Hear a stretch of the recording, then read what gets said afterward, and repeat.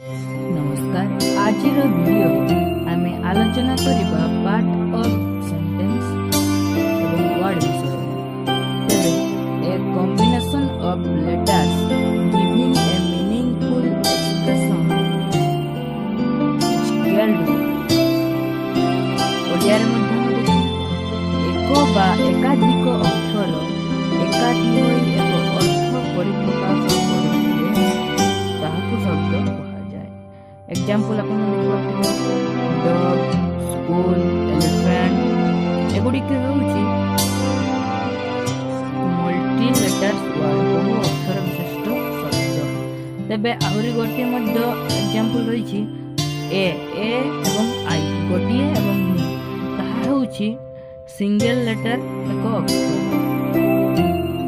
तेबे तापर हम आलोचना करिबा sentence. A combination of words giving a meaningful expression is called sentence.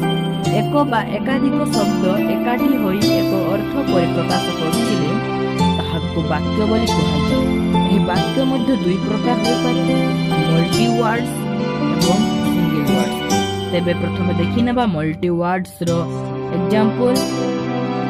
He is a student, से जने छात्र, से मीनिंग आसुथिबो नचे ताहा केवल जे हम शब्द व्यवहार केवल केते गुडी एकाधिक शब्द नेबा ताहा अर्थ प्रकाश करनथिबो ताहाको वाक्य कहाजिवो।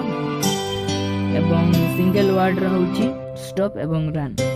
तेबे वाक्य द्वारा आमी मनर भावना मतामत एवं धारणा को परिप्रकाश करिथाउ। साधारणतः गोटिए वाक्य रे दुईटी पार्ट बा अंश थाए। सेगुडी को कोन कोन चलन दिनबा सब्जेक्ट पार्ट एवं प्रेडिकेट। तेबे आजिर वीडियो रे हमें एक आपण माने यार नेक्स्ट वीडियो पाइबा पई चाहछन्ती ताले आम चैनल को सब्सक्राइब करंतु एवं आम चैनल को करंतु गोटे लाइक जहा करे या द्वारा हमर उत्साह बढ़िबो एवं यार परवर्ती वीडियो आइबा पई